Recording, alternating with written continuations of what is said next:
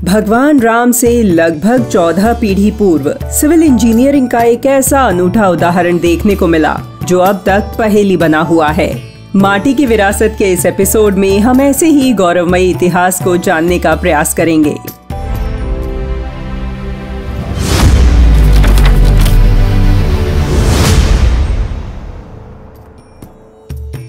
उस समय माँ गंगा हिमालय रूपी स्वर्ग में विराजती थीं।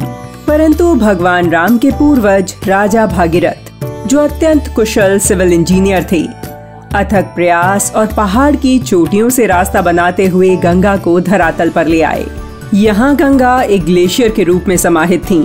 परंतु जैसे जैसे इसकी धाराएं धरातल की ओर बढ़ रही थीं, गर्मी के कारण ग्लेशियर पिघलकर पानी की तेज धार बनकर उतर रहे थे।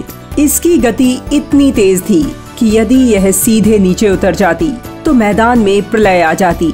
भागीरथ ने भगवान शिव रूपी हिमालय की चोटियों से इसकी धार को मोड़ दिया, जिससे इसकी धार में ठहराव आ गया। यही कारण है गौमुख के पास वाली चोटी को शिवलिंग पर्वत कहा जाता है। मान्यता है कि भगवान शिव ने गंगा के आवेग को देखकर उन्हें अपनी चोटी में समाहित कर लिया था। जहाँ से गंगा का उद्गम हुआ उस स्थल को गोमुख कहते हैं। यहाँ आज भी पहुँचना किसी एडवेंचर से कम नहीं है। गोमुख उत्तरकाशी में 30 किलोमीटर लंबे गंगोत्री ग्लेशियर का हिस्सा है। इन ग्लेशियर्स की चौड़ाई 1 से 4 किलोमीटर तक है, जबकि समुद्र तल से ऊंचाई 3000 मीटर से भी अधिक। यह स्थान अब गंगोत्री नेशनल पार्क में आता है।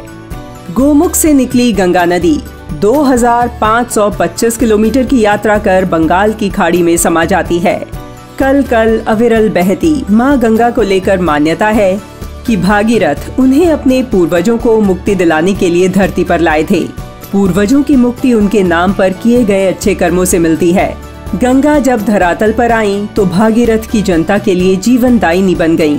आज भी गंगा नदी एशिया के लगभग 3 अरब लोगों के जीवन का आधार है। तो वहीं अध्यात्म, एडवेंचर और सनातन संस्कृति का संगम भी है। पुराणों में गंगा को हिमालय मैना की बेटी और पार्वती की बहन बताया गया है, जो स्वर्ग के मंदाकिनी के रूप में पृथ्वी पर गंगा के रूप में और पाताल में भोगवती के रूप में प्रवाहित होती है। महाभारत में गंगा के बारे में कहा गया है, पुनाति कीर्तिता पापम दृष्टा भद्र प्रयश्चति अवगाढ़ा च पीता च पुनातया सप्तम कुलम। अर्थात जो गंगा नाम का उच्चारण करता है उसके पापों का नाश होता है, दर्शन करने वाले का कल्याण, जबकि जो इसमें स्नान करता है उसकी 7 पीढ़ियां पवित्र हो जाती हैं। यह तो आप जानते ही होंगे कि गंगा का पानी कभी नहीं सड़ता, क्योंकि इसमें निजा नाम का वायरस होता है। परंतु क्या आपको पता है कि गंगा जल को अमृत क्यों कहा जाता है और इसका प्रयागराज और हरिद्वार से क्या संबंध है? मान्यता है कि गंगा नदी में ही समुद्र मंथन किया गया था और यहाँ से निकला अमृत 2 स्थानों प्रयाग और हरिद्वार में गिरा था।